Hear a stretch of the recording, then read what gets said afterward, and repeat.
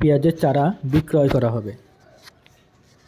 Hybrid Sukhsagar ও রানিয়ন জাতের পেঁয়াজের চারা বিক্রয় হবে।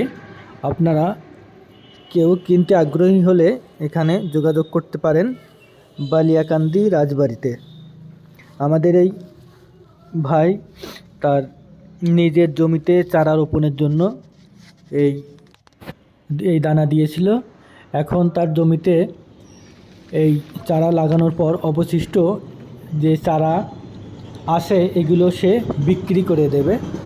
আপনারা চাইলে এই ভাইয়ের সাথে সরাসরি কথা বলে এর দাম ঠিক করে নিতে পারবেন।